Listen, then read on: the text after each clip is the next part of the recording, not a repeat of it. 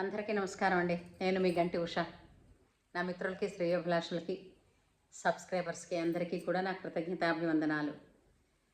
ఇంతవరకు గనక సబ్స్క్రైబ్ చేయకపోతే ఇక మీదట వెంటనే ఇప్పుడే సబ్స్క్రైబ్ చేయండి. తర్వాత నేను చేసేటువంటి వీడియోలన్నీ మీకు నోటిఫికేషన్స్ వస్తూ ఉంటాయి. అలాగే నా మాటల్లో మీకు కూడా ఏకీభవించే పాయింట్ ఎక్కడున్నా సరే లైక్ చేయండి, మీరు షేర్ చేయండి. అయితే ఈ రోజున నాకు ఓయో రూమ్స్ గురించి అనేటువంటి ఒక విషయం గురించి మాట్లాడాలని అనిపిస్తోందండి.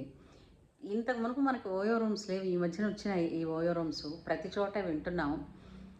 ఓయో రూమ్స్లో ఎకానమీగా మనకి రూములు దొరుకుతాయి అని అనుకుంటున్నాం. కానీ సంసార పక్షం వాళ్ళకన్నా కూడా అశ్లీలమైనటువంటి కార్యాలు, అసాంఘికమైనటువంటి కార్యాలు చేస్తున్న వాళ్ళే ఎక్కువగా ఓయో రూమ్స్లో, అంటే వాళ్ళకే ఈ ఓయో రూమ్స్ అడ్డాగా మారుతున్నాయన్నది ఈ మధ్యనే బయటికి తెలుస్తున్నటువంటి విషయాలు. ఎన్నో సంఘటనలన్నీ కూడా. ఎందుకంటే ఫలానా వాళ్ళ పిల్ల, కాలేజీకి వెళ్తున్న పిల్ల ఓయో రూమ్లో దొరికిందని, తల్లే పట్టుకుందని, ఇలాగ తండ్రికి తెలియకుండా, భర్తకి తెలియకుండా ఓయో రూమ్స్లోని ఎక్స్ట్రా అఫైర్స్ చేస్తున్న వాళ్ళు, అలాగే డబ్బు కోసం కాలేజీ పిల్లలకి ఇప్పుడు ఉన్నటువంటి బోల్డని వాళ్ళు నడుపుతున్నటువంటి వ్యవహారాలకి, ఎందుకంటే వాళ్ళ అంటే డబ్బు కొత్త ఐటమ్స్కి అలవాటు పడ్డారండి. అంటే మొబైలు, అలాగే పర్ఫ్యూమ్స్, అలాగే ఇంకా చాలా ఉన్నాయి. ఈ కాస్మెటిక్స్, వీటన్నింటి మోజుకి కావాలంటే డబ్బు, అంటే అవి కావాలంటే డబ్బు కావాలంటే ఇలాంటి ప్రతి చిన్నదానికి తల్లి తండ్రి డబ్బులు ఎవరు స్కూల్ ఫీజు కడతారు, పుస్తకాలు కొంటారు, ట్రాన్స్పోర్టేషన్ అంటే చేతిలో పెడతారు. ఇన్ఫర్మేషన్ తెలుస్తుంది కదా, నువ్వు మొబైల్ చేతిలో పెడతారు. మొబైల్ రీఛార్జింగ్ నాన్నలు అన్నలే ఎవరైనా ఉంటే వాళ్ళే చేసేస్తారు. అది కూడా వీళ్ళు నిజానికి చేసుకోక్కర్లేదు. కానీ ఈ మిగిలిన వాటి కోసం, అవి నిజంగా అప్పటి వరకు తెలియని వాళ్ళకైనా, ఈ పట్టణాల్లో చదువుకునే వాళ్ళకి ఏంటవుతోంది అని అంటే, పక్కనున్న వాళ్ళని చూసి ఇలా ఉండాలంటే డబ్బులు ఉండాలి, వీటి కోసం డబ్బులు అడిగితే ఇంట్లో ఇస్తారో ఇవ్వరు, ఏం పోయింది, వీళ్ళందరూ ఎలా ఉంటున్నారు, నేను అలాగే ఉంటాం. ఇలాగా పిల్లలు ఆల్రెడీ ఆ విధమైనటువంటి చర్యలు చేస్తున్న వాళ్ళ ప్రభావితులైపోయి వీళ్ళు కూడా ఆ పనులు చేయడం మొదలెడుతున్నారు. నేను బుద్ధిగా ఉన్న వాళ్ళని, సంస్కారవంతులుగా ఉన్న పిల్లల్ని, శుభ్రంగా చదువు కోసం వెళ్తే చదువు మీదే ఫోకస్ చేసి ర్యాంకులు తెచ్చుకుంటూ ఉన్నత పదవులను అధిరోహిస్తున్నటువంటి పిల్లలందరినీ నేను ఎప్పుడు చాలా సంతోషంగా మెచ్చుకుంటాను. వాళ్ళ పెద్దలకి నమస్కారం చేస్తాను. ఎందుకనంటే వాళ్ళ పెద్దలు పెట్టినటువంటి సంస్కార భిక్ష వీళ్ళల్లో ఇంతటి విద్యని, వినయాన్ని, సంస్కారాన్ని పెంచింది అని. కాకపోతే ఏంటంటే ఇదిగో అవి వదిలేసిన వాళ్ళకి ఎవరైతే ఉన్నారో, అయితే సహజంగా అంటారండి, మనకు సామెత ఉంది కదా, కూతురు చెడుదైన మాత తప్పు, తనయుడు చెడువాడైన తండ్రి తప్పు అంటే అనేస్తారు. మనం ఏం చూడొచ్చామా అండి? మనం ఏ తల్లిదండ్రులైనా పిల్లలు చెడిపోవాలని కోరుకుంటారా? నిజమే కదమ్మా. ఏ తల్లిదండ్రులకైనా పిల్లలు శుభ్రంగా ఉండాలని కోరుకుంటారు. ఏదైనా వాళ్ళకు ఒక కంఫర్ట్ ఇచ్చాము అని అనుకుంటే అది వాళ్ళు బాగుపడతారన్న ఉద్దేశంతోనే ఇస్తాం, కానీ వాళ్ళు చెడిపోవాలని ఎవరూ ఇవ్వం కదా. కాకపోతే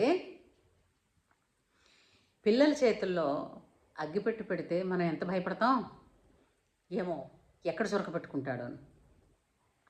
అలాగే మొబైల్ ఇచ్చేటప్పుడు కూడా అజాగ్రత్తతోనే ఉండాలండి. అజాగ్రత్త కాదు, ఆజాగ్రత్తతోనే ఉండాలి. ఆ జాగ్రత్త మనం చూస్తున్నామన్న సంగతి వాళ్ళకి తెలిసినా తప్పు లేదండి. ఎందుకనంటే వాళ్ళకి అవగాహన కల్పించాలి. ఎందుకనంటే పిల్లల్ని కష్టపడి పెంచేది, వాళ్ళని తీర్చిదిద్దేది ఎందుకని, వాళ్ళకు ఒక మంచి భవిష్యత్తు ఇవ్వాలని. ఈ అవగాహన పిల్లల్లో స్కూలుకో లేదంటే పెద్ద కాలేజీలకో చేర్చడానికి తీసుకెళ్తున్న ముందే పిల్లల్లో గట్టిగా చెప్పాలి. అదొక్కటే కాదండి, ఎవరి వంశ ప్రతిష్ట వాళ్ళ పిల్లలకి చెప్పాలండి. మా నాన్నమ్మగారండి 10th క్లాస్కి మేము చదివేటప్పుడు, నేను మా పెద్దనాన్నగారు అమ్మాయి వాళ్ళు మేము వెళ్ళేటప్పుడు అండి, తనేమో ఏం చెప్పింది తెలిసిందా? అమ్మ, పాల కుండ లాంటిది మన ఇంటి పరువు, ప్రతిష్ట, వంశచరిత్ర. మీరు దాన్ని అలాగే భద్రంగా ఉంచాలి సుమా అని చెప్పింది. అప్పుడు అదంటే ఏమిటో పెద్ద అర్థం అయినా కాకపోయినప్పటికీ కూడా ఏదో చెప్పింది నానమ్మ అన్న జాగ్రత్త. అలాగా పిల్లలకి ఆ వెనకాతల ఆ జాగ్రత్త పడే లక్షణాల్ని, తనకి అపాయం ముంచుకొస్తోందని అంటే తెలుసుకునే లక్షణాన్ని, ఇవి ఆడపిల్లకి తల్లే చెప్తుందండి. తల్లి కన్నా దగ్గర వాళ్ళు ఎవరుంటారు కదా. కాకపోతే ఇప్పుడు ఏంటంటే తల్లిదండ్రులు కూడా ఇద్దరూ కూడా ఉద్యోగస్తులయ్యి కష్టపడి సంపాదిస్తేనే కానీ పిల్లలు వాళ్ళు అనుకున్న చదువులకి వాళ్ళకి వాళ్ళు అనుకున్న రంగాలకి వాళ్ళని చేర్చడం కోసమే వీళ్ళు ఇంత కష్టపడుతున్నారు.